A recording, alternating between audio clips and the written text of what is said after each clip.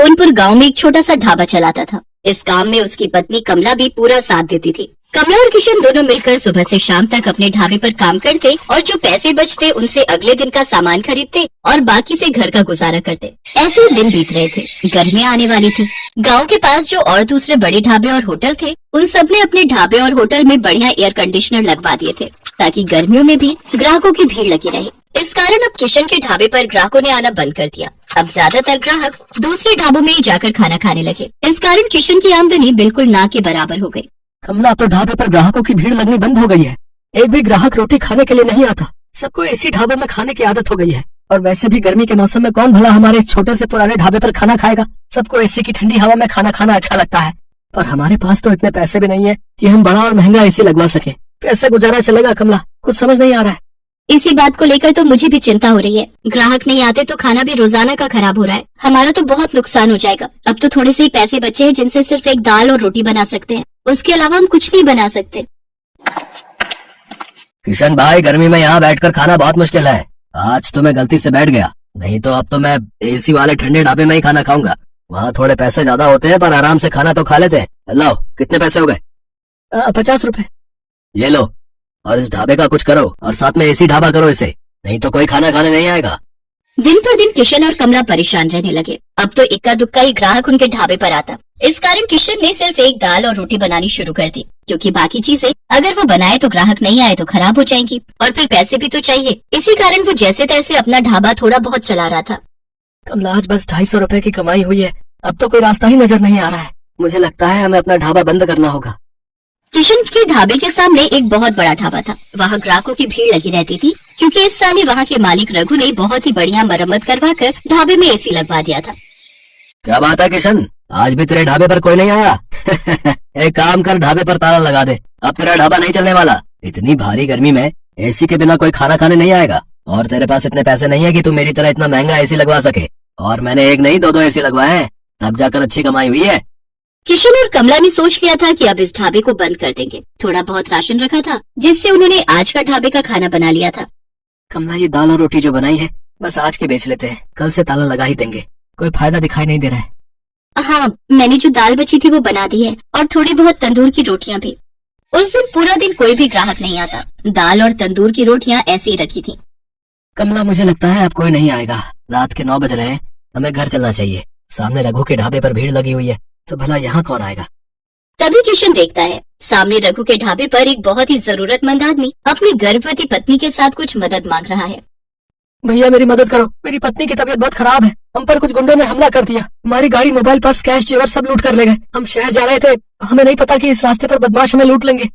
ओ भाई, ये कोई खैराती धर्मशाला नहीं है जो तुम्हें मुफ्त में यहाँ रोक लूं। चलो जाओ यहाँ से। पता नहीं कहाँ से आ जाते हैं। मुझे क्या पता, कोई चोर उचक्के लुटेरे हो तुम। आजकल किसी का कोई भरोसा नहीं है। ओए छोटू, इन्हें बाहर भेज और ढाबे का शटर गिरा दे। मैं घर जा रहा हूँ। ऐसा ना कहो, मेरी पत्नी की तबीयत सचमुच बहुत खराब है। बस कुछ देर आराम करके हम चले जाएंगे। अरे अरे, सुनो तो भैया, भैया सुनो तो। सुनो जी, अब खड़ा नहीं हुआ जा रहा। मुझे बहुत प्यास लगी है, थोड़ा सा कहीं से पानी ले लो। किशन और कमला उस व्यक्ति और उसकी पत्नी को देख रहे थे। किशन दौड़कर उनके पास जाता है। भैया जी, आप चिंता मत करो, आप मेरे साथ मेरे ढाबे पर चलो। आइए बहन जी, आप मेरे साथ आइए। किशन और कमला उस व्यक्ति को और उसकी पत्नी को अपने ढाबे पर ले जाते हैं। साहब, ये दाल और रोटी आप खा लो, यहाँ कोई चिंता वाली बात नहीं है। पता नहीं, हम तो पहली बार इस रास्ते से गुजर रहे थे। जंगल का रास्ता था और पता ही नहीं चला कि कब इन बदमाशों ने हमारी गाड़ी को रोक लिया। किसी तरह से उनसे रहम की भीख मांगकर मैं अपनी पत्नी को सुरक्षित बचा कर लाया। मुझे धन दौलत की कोई कमी नहीं है। बस मैं तो कुछ देर आराम करने के लिए वहाँ सामने के ढाबे से मदद मांग रहा था, और उन्होंने तो मेरी बात पूरी सुने बिना ही मुझे मना कर दिया। मैं अगर आज कुछ देर वहाँ रुकता तो अगले दिन अपने नौकर के हाथ पैसे भिजवा देता। तुम बहुत भले हो, तुमने भी तो बिना जाने पहचाने आज हमारी मदद कर दी। अच्छा, तो तुम ये ढाबा चलाते हो? साहब, चलाता तो हूँ, पर आज मेरा इस ढाबे पर आखिरी दिन था। मैं इस ढाबे को बंद कर रहा था। शायद आपकी किस्मत में आज मेरे ढाबे की रोटी खाना लिखा था। किशन अपना सारा दुख उस व्यक्ति को बताता है। चिंता मत करो भाई, अब तुम्हें इस ढाबे को बंद नहीं करना पड़ेगा। मेरा नाम वीरेंद्र सिंह है, मैं शहर का जाना माना व्यापारी हूँ। मेरे पास भगवान का दिया सब कुछ है, बस एक औलाद की कमी थी, वो भी भगवान ने हमारी झोली में खुशियाँ देकर पूरी कर दी। आज मेरी पत्नी की तुमने बहुत मदद की है। अब उसकी तबीयत में भी सुधार है और हम पति पत्नी सुरक्षित घर पहुँच जाएंगे। इससे बड़ी और क्या बात होगी? सुषमा, अब तुम्हें कैसा लग रहा है?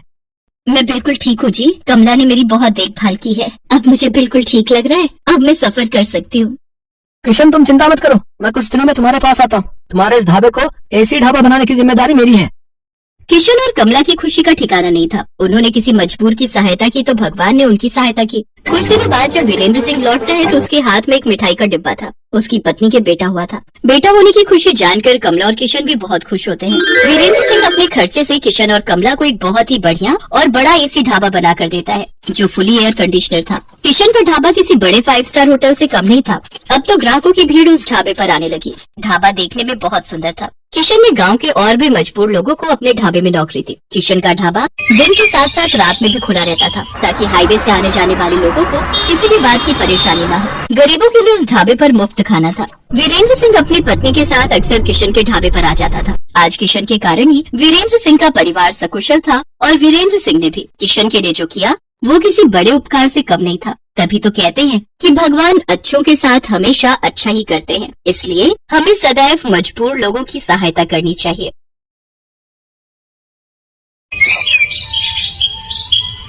छोटू चल बेटा जरा जल्दी कर, वो 5 नंबर वाले टेबल पर कस्टमर बहुत देर से खाने का इंतजार कर रहा है और बाहर भी लाइन बढ़ती जा रही है। इतना लेट करेंगे तो सब बगल वाले होटल में चले जाएंगे। बस मालिक 5 नंबर वाले का ऑर्डर तैयार है और यहाँ कुछ टेबल भी बस खाली होने वाली है, तो बाहर वाले कस्टमर्स अब अंदर आ सकते हैं। ये है सत्यभान और इसका होटल अतिथि देवो भव। जैसा इस होटल का नाम था ठीक वैसा ही यहाँ का काम था। होटल के अंदर आने से पहले हर कस्टमर का तिलक किया जाता था और फिर बड़े ही सम्मान के साथ उसे बिठाकर खाना परोसा जाता था। इस अनोखे तरीके की वजह से ही सत्यभान का ये होटल बहुत मशहूर था और बड़ी दूर दूर से लोग यहाँ खाना खाने आते थे। होटल के खाने का बढ़िया स्वाद और यहाँ की साफ सफाई भी एक बड़ी वजह थी कि आसपास के कई होटलों और ढाबों को छोड़कर कस्टमर सत्यभान के पास ही आते थे। सर मेरा नाम रमन है, मैं पब्लिक टाइम्स अखबार से आया हूँ, मुझे आपका इंटरव्यू करना है। अच्छा हाँ हाँ क्यों नहीं, आइए आइए। रुकिए पहले मैं आपका तिलक करूंगा। हाँ अब ठीक है, अब आप यहाँ आराम से बैठिए। छोटू जल्दी से साहब के लिए गर्मा गर्म कचौड़ियाँ और बढ़िया चाय तो लेकर आ। हाँ तो सत्यभान जी, सबसे पहले मैं आपका पूरा होटल और यहाँ की किचन देखना चाहूंगा। वैसे सुना तो मैंने ये है कि आप किसी को भी अपनी रसोई में लेकर नहीं जाते, लेकिन मुझे तो आपके वहाँ लेकर जाना ही होगा, वरना ये इंटरव्यू अधूरा रह जाएगा। अरे बस वो बात ऐसी है कि आप तो जानते ही हैं, होटल के बिजनेस में सारा खेल खाने में इस्तेमाल होने वाले मसालों और रेसिपी का ही है और यहाँ मैंने और मेरे साथियों ने बड़ी मेहनत से ये सब तैयार किया है। अच्छा लेकिन आपके यहाँ जो लोग काम करते हैं, मतलब आपके साथी, अगर उनमें से किसी ने धोखा दिया तो? नहीं नहीं ऐसा तो हो ही नहीं सकता। यहाँ जितने भी लोग मेरे लिए काम करते हैं वो सबके सब मेरे गाँव से ही है, यानी सब मेरा परिवार है। आज तक का रिकॉर्ड है, मुझे मेरा कोई साथी छोड़कर नहीं गया। ये तो वाकई बहुत बड़ी बात है। लेकिन अब तो आप इतने मशहूर हो गए, आपका होटल एक ब्रांड बन चुका है, तो लोग आपकी रसोई को अंदर से देखना चाहते हैं। आप चिंता मत कीजिए, मैं आपके मसालों और रेसिपीज का राज नहीं खोलूंगा, लेकिन रसोई के अंदर की कुछ फोटोज तो चाहिए होंगी आपके इंटरव्यू के साथ छापने के लिए। सत्यभान उस पत्रकार को समझाने की कोशिश करता है, लेकिन वो खुद ही उस पत्रकार की बातों में फंस जाता है। अखबार में अपना इंटरव्यू और फोटो छपने की बात से वो बहुत खुश था और इसी खुशी में वो बह गया और उस पत्रकार को उसने अपने होटल का एक एक कोना बहुत अच्छे से दिखाया। साथ ही अपनी रसोई में ले जाकर अपने सारे तौर तरीकों और रेसिपीज का भी अनजाने में खुलासा करता गया। वो पत्रकार होटल की लगभग हर चीज की तस्वीर ले रहा था। इंटरव्यू के दौरान उसने सत्यभान से कई सवाल पूछे, जिनके जवाबों में सत्यभान के सारे सीक्रेट खुलते जा रहे थे। अच्छा सत्यभान जी, बहुत अच्छा लगा आपसे मिलकर। इंटरव्यू के लिए शुक्रिया, अब मैं चलता हूँ। जी जी आपका बहुत शुक्रिया। अब वैसे ये सब कब छपेगा अखबार में? बस यही 1-2 दिन में, मैं आपको फोन पर इन्फॉर्म करूंगा। इतना कहकर वो पत्रकार सत्यभान के होटल से बाहर निकलता है और कुछ दूर पहुंचते ही मुस्कुराते हुए अपने गले में पहना हुआ आई कार्ड उतारकर एक कूड़े के ढेर में फेंक देता है। बड़ा अक्लमंद समझता था खुद को, एक नंबर का बेवकूफ निकला ये तो।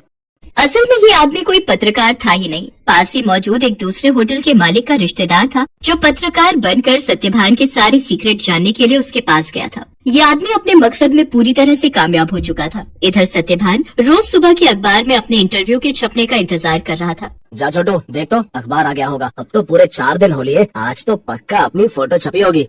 छोटू फौरन उस दिन का अखबार लेकर आता है, लेकिन बीते दिनों की तरह उसमें भी सत्यभान और उसके होटल का जिक्र तक नहीं था। ये देखकर सत्यभान उदास हो जाता है। ऐसा कई दिनों तक होता रहा। फिर सत्यभान ने उम्मीद ही छोड़ दी और ये सब कुछ भुला दिया। फिर एक दिन अचानक सत्यभान के होटल में रेड पड़ जाती है। फूड इंस्पेक्टर अपने कुछ आदमियों के साथ सत्यभान के होटल पहुंचते हैं और वहां मौजूद हर चीज की जांच करने लगते हैं। देखिए, हमें आपके होटल के खिलाफ शिकायत मिली है कि आप खाने में नकली सामान का इस्तेमाल करते हैं। ये कैसी बातें कर रहे हैं आप? सालों से मैं इस होटल को चला रहा हूँ, वो भी पूरी ईमानदारी से। अगर ऐसा है तो हमें यहाँ की तलाशी लेने दीजिए। चलिए हटिए यहाँ से। पूरी टीम होटल का कोना कोना छानने लगती है। तभी उन्हें किचन के पास एक छोटा सा दरवाजा दिखता है। फूड इंस्पेक्टर खुद इस दरवाजे को खोलकर अंदर जाते हैं तो उन्हें काफी मात्रा में नकली घी, तेल, नकली मसाले जैसी कई चीजें मिलती हैं। तो ये है तुम्हारी ईमानदारी का सबूत? हाँ, शर्म आनी चाहिए तुम्हें।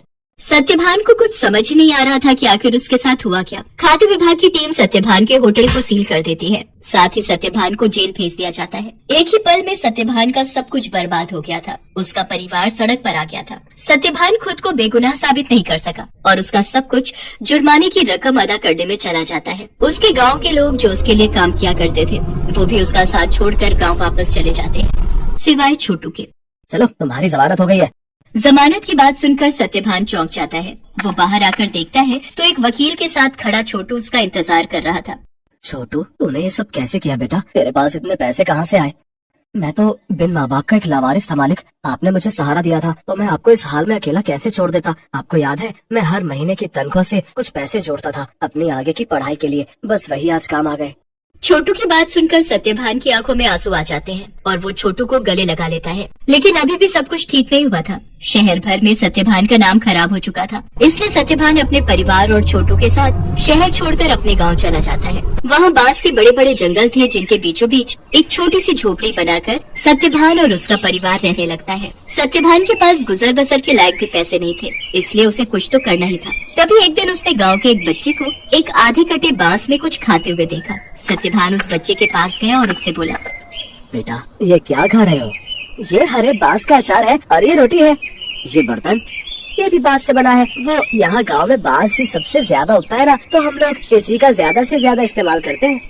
उस बच्चे की बात सुनकर जैसे सत्यभान के दिमाग में घोड़े दौड़ने लगे। उसने फौरन छोटू को अपने पास बुलाया और उसे कुछ समझाने लगा। फिर अगले दिन तड़के सुबह ही वो छोटू के साथ बांस के जंगल में गया और ढेर सारी बांस की लकड़ियाँ काट कर ले आया। सत्यभान और छोटू दिन रात लगे रहे और देखते ही देखते उन दोनों ने सिर्फ बांस की मदद से पूरा का पूरा होटल बनाकर तैयार कर लिया, जहाँ दीवारें भी बांस की थी और सारे बर्तन भी। अब सवाल ये था कि इस होटल में पकेगा क्या?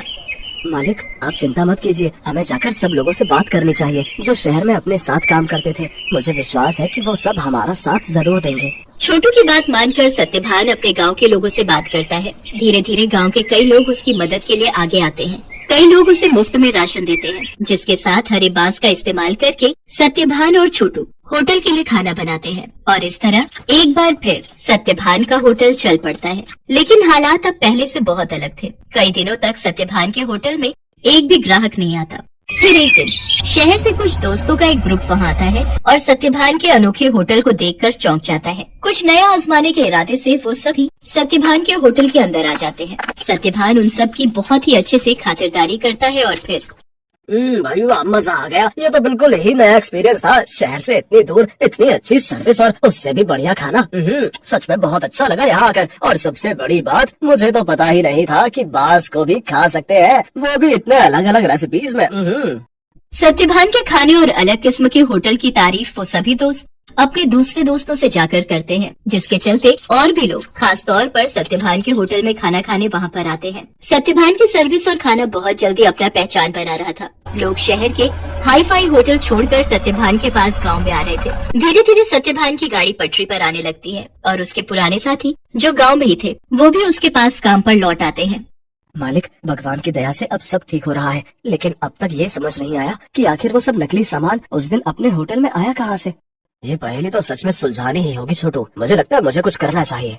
सत्यभान के पास अब इतने पैसे जमा हो चुके थे कि वो अपने खिलाफ रची गई साजिश की जांच करवा सकता था। वो अपने केस को रीओपन करवाता है और एक प्राइवेट डिटेक्टिव की मदद से सारा सच बाहर निकलवाता है। असल में रमन जो सत्यभान के पास पत्रकार बनकर आया था, ये सब उसके और उसके रिश्तेदार की सांठगांठ थी, जो सत्यभान के पुराने होटल के पास ही अपना होटल चलाता था। साथ ही सत्यभान की तरक्की से जलता भी था। रमन के द्वारा जुटाई गई जानकारी की मदद से ही वो सारा नकली सामान रातों रात चुपके से सत्यभान के होटल के अंदर पहुंचाया गया था। प्राइवेट डिटेक्टिव ने सारे जरूरी सबूत जुटा लिए थे, जिनकी मदद से दूध का दूध और पानी का पानी हो गया। दोषियों को सजा मिली और सत्यभान को उसकी खोई हुई इज्जत। शहर में मौजूद सत्यभान की सारी संपत्ति उसे वापस मिल जाती है, जहाँ सत्यभान फिर से अपना होटल शुरू करता है, लेकिन बिल्कुल नई थीम, नए तौर तरीकों और